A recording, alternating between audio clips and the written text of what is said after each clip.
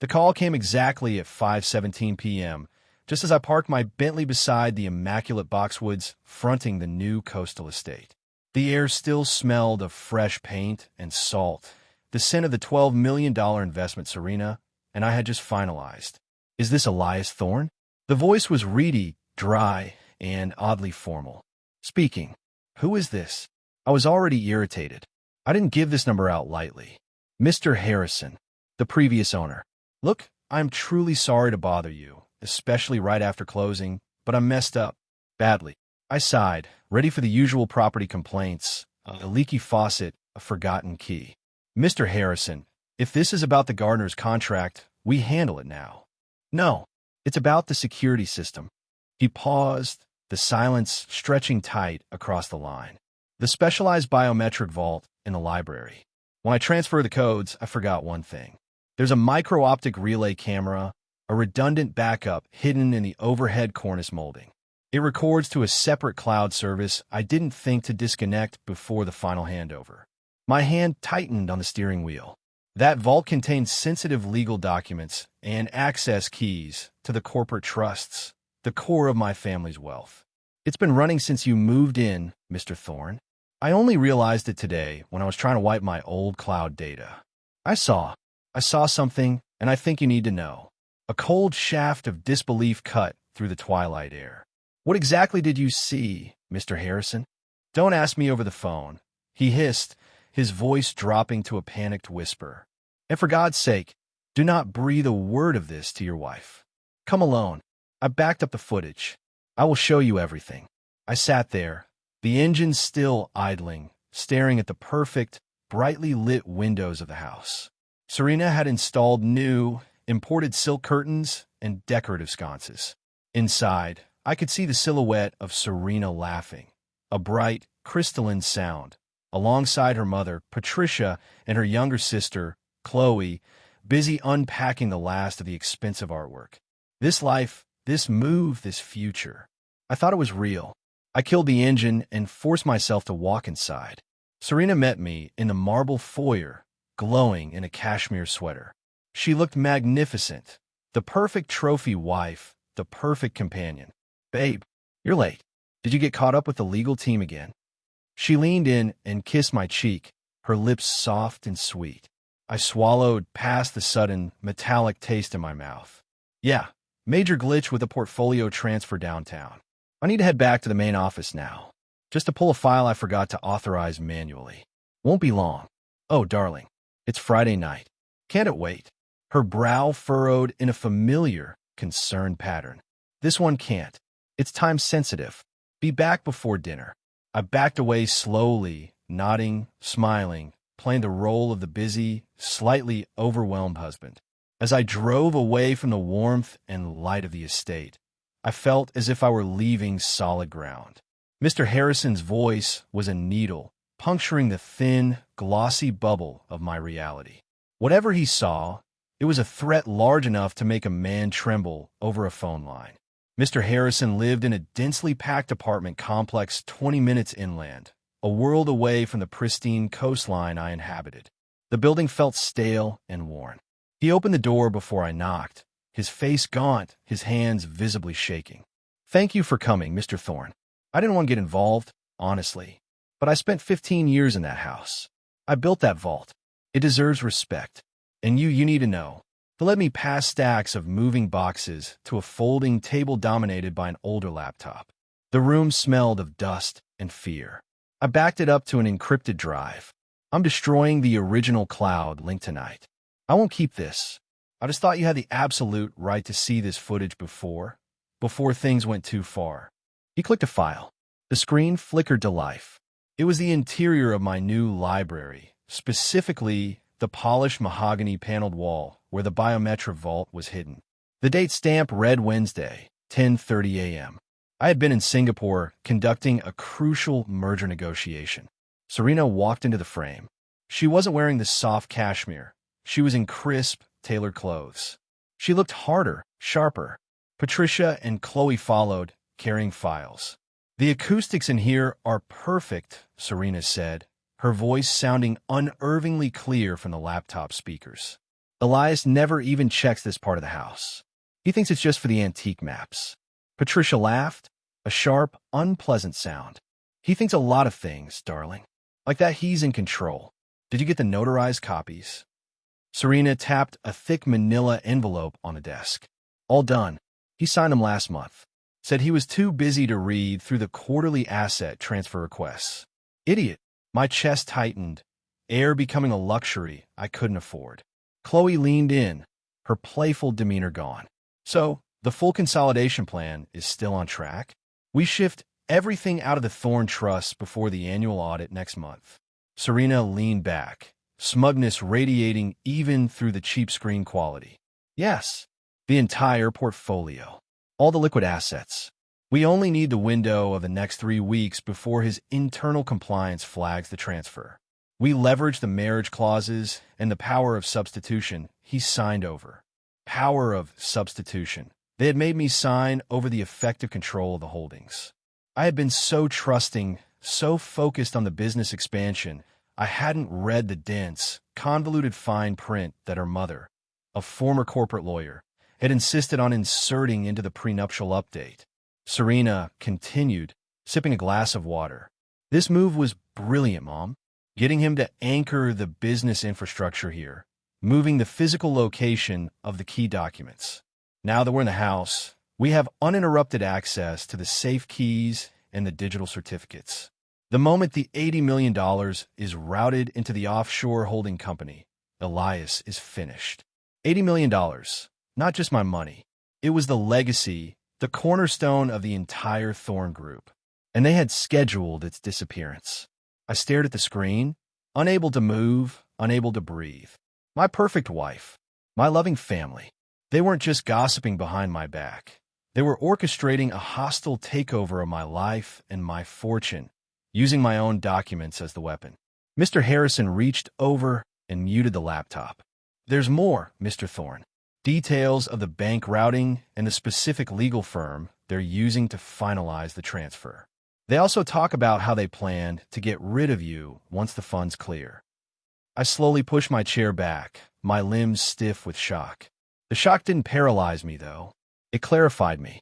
The ice in my chest hardened into absolute resolve. Give me the drive, I commanded, my voice flat. The full file. Every single second of audio and video. I had been blind, trusting, and foolish. But I wasn't dead yet. By the time I pulled back into the estate later that night, I had shed every vestige of the trusting husband. Serena was setting the dining table, Patricia was pouring wine, and Chloe was organizing the garage pantry, whistling cheerfully. The perfect picture of domestic bliss, poisoned by the knowledge of what I now held in my pocket. A small, encrypted drive holding the blueprint of my financial and personal assassination. Everything all right, Elias? Serena asked, giving me a questioning, slightly possessive look. Perfect, darling. Just exhaustion. Major headache. I'll turn in early. I forced a weary smile. Did you have a good day? Did you finalize the placement of the new alarm system? Oh, yes. All done, she chirped, kissing me. The lie tasted like ash. I spent the next 3 days playing the part of the tired, preoccupied executive. I let them believe I was distracted by the fictitious portfolio glitch. While they slept, certain of their victory, I went to work. My engineering background resurfaced instantly. I didn't just plant microphones. I routed a hidden, redundant access point into the home network they were using, allowing me to mirror their internal communications. I deployed 4 miniature acoustic recorders in strategic locations: the kitchen island, the library desk, the master bathroom, and the dining room chandelier. They were so arrogant, so confident in their cleverness, they never looked up. And then, the real planning began to flow into my encrypted feed. Asterisk. Are you sure he won't contest the final transfer, Serena? Asterisk, that was Chloe, worried. Asterisk, he can't. We isolated the contested assets under the holding company umbrella. By the time he realizes what happened, he'll be locked out of the majority accounts. He's pathetic. Too reliant on his advisors, too distracted by the shiny, new contracts. Asterisk, Serena confirmed, sounding bored. Asterisk, we need to finalize the divorce papers now, girls. Once the funds move, We serve him the notice and we sell the house immediately. Cut him off clean. We don't want any chance of recuperation or reconciliation. Asterisk Patricia's voice finalized the plan. Chillingly practical. Asterisk, 3 weeks maximum. We're aiming for the 25th. Asterisk, I sat alone in the darkness of my new office. The faint glow of the laptop screen illuminating the room. My fists were clenched so tight my knuckles were white. 3 weeks. They hadn't just plotted betrayal. They had scheduled my financial execution down to the minute. They thought they were taking my house, my life, and $80 million in assets. What they didn't know was that I had the surveillance. I had the schedule, and I wasn't confronting them. Not yet. I was going to beat them to the transfer point, use their own evidence against them, and make sure that when their scheduled day arrived, they wouldn't be stealing $80 million. They would be walking right into a federal trap. I wasn't going to be the fool again. I was going to be the architect of their downfall. I just needed one more piece of crucial information, the exact irrevocable wire transfer code. And they were about to give it to me. The date was the 23rd. 2 days remaining until my financial execution. I was no longer Elias, the successful but domestically oblivious executive. I was Elias, the digital predator, patient and unseen, waiting for the precise moment the prey revealed its throat. I had the schedule, the motivation, and the methods. What I lacked was the cryptographic key, the specific final routing sequence and authorization code required to move $80 million across multiple secure holding accounts. They were too meticulous to leave that written down. It would be communicated verbally at the last possible minute. I spent the next 48 hours steeped in noise, the white noise of the house concealing their treacherous whispers. I listened to hours of banal conversation, discussions about organic food, critiques of my work habits, and planning for a fictitious trip Serena wanted to take me on after the transfer. It was sickeningly normal. I needed the code. My most strategic mic was nestled discreetly in the master bathroom chandelier, a place they often retreated to for private chats, assuming running water and the sheer audacity of the location guaranteed safety. Late on the 24th, after I had feigned sleep with remarkable realism, the feed crackled to life. "We need to go over the final sequence one more time," Patricia whispered, her voice tight with anticipation.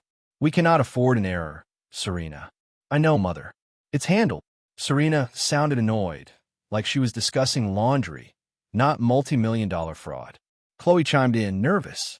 "The sequence is long. The intermediary account number is ABQ7. Stop." Patricia hissed. "Don't speak the full account aloud, Chloe. Just the verification phrase and the final routing key. I want those memorized. If they question the transfer, we use the emergency phrase, legacy acquisition." My heart hammered against my ribs.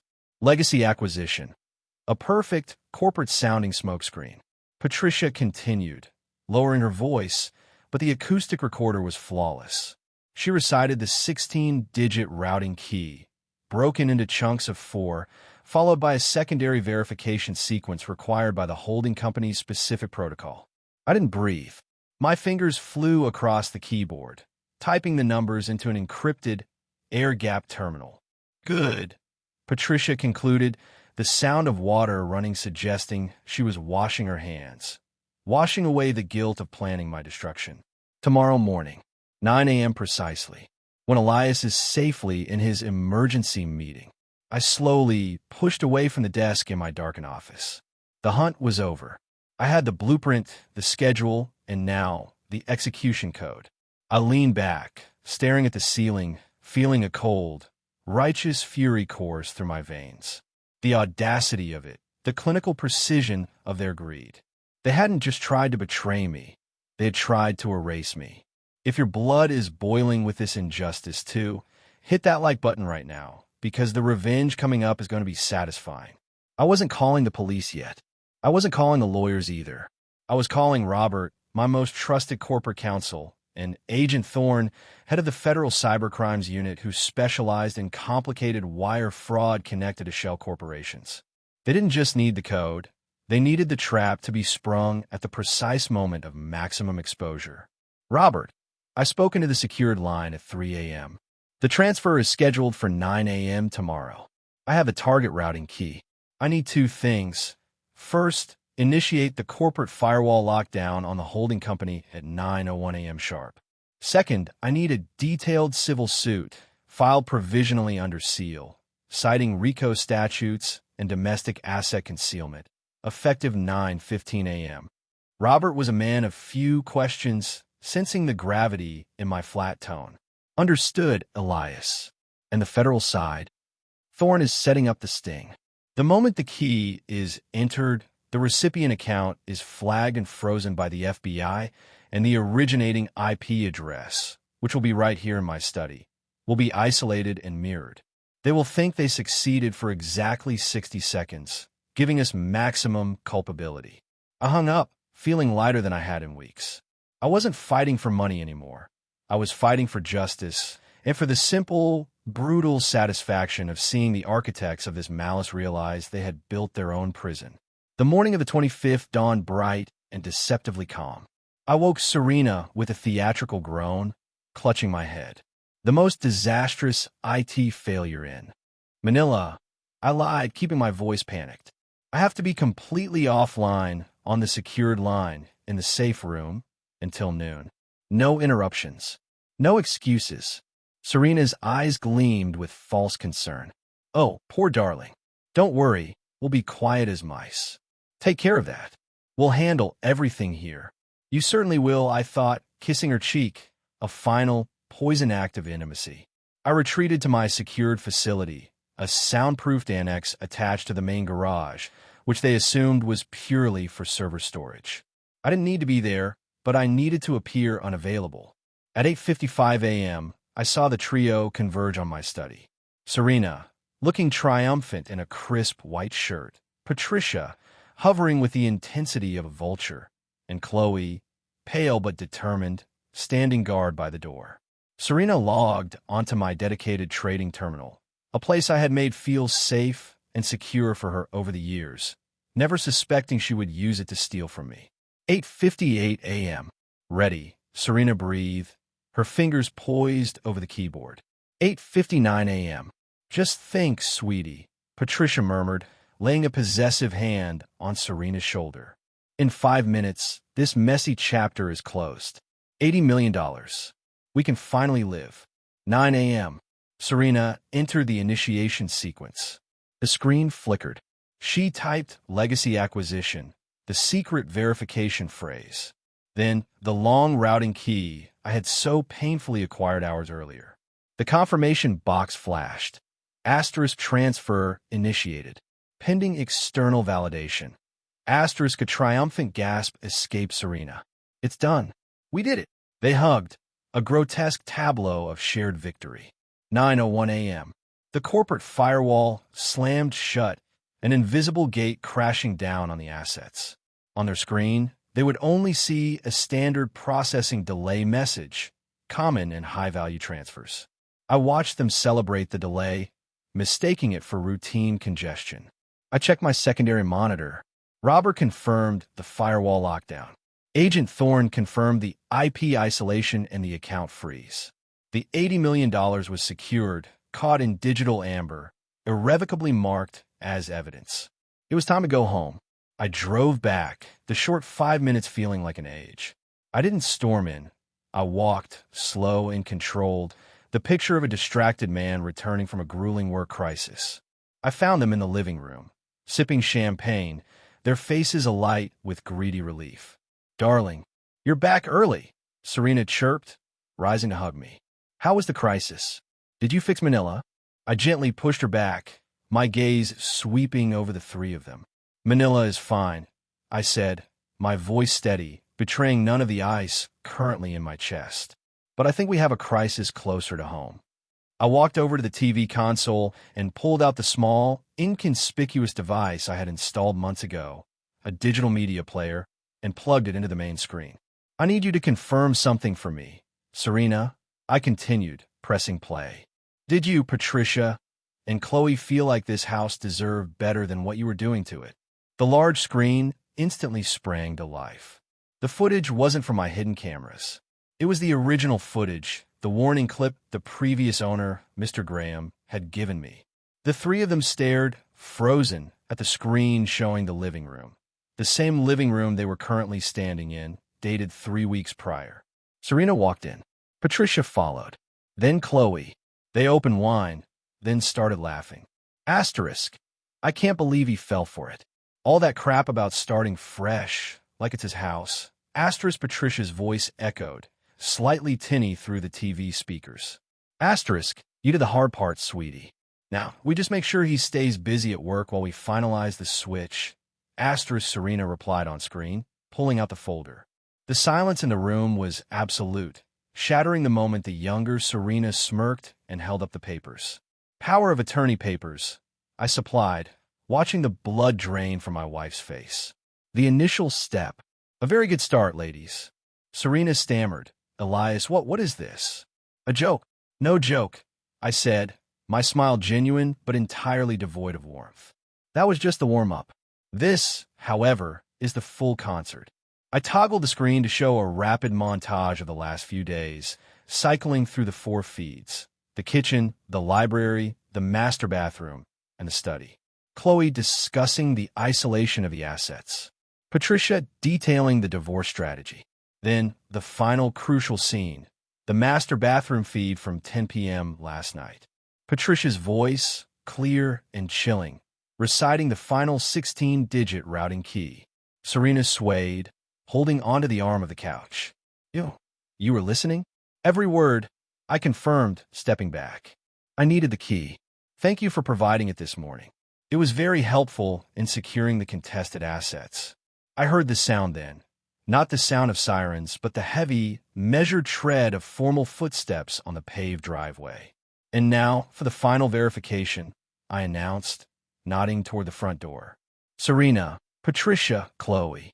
At 9 a.m. this morning, you initiated a fraudulent wire transfer of approximately $80 million using illegally acquired corporate authority and proprietary codes. The doorbell rang, a long, authoritative chime.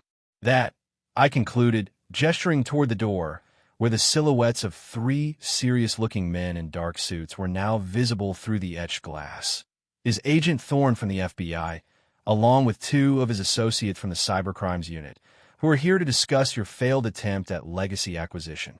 The funds are safe. Your accounts are frozen. The house is mine, and you 3 are facing multiple counts of federal wire fraud and conspiracy, I stated, walking to the door. But don't worry about staying busy. You'll have plenty of time to organize things now. I opened the door and ushered in the agents, stepping aside, so they could see the 3 women standing beside the champagne flutes, their faces frozen in the agonizing, final realization that their victory had been nothing but the perfectly designed bait in my trap. If seeing these traitors in handcuffs gave you the satisfaction you needed, smash that subscribe button. I have more stories of justice coming next.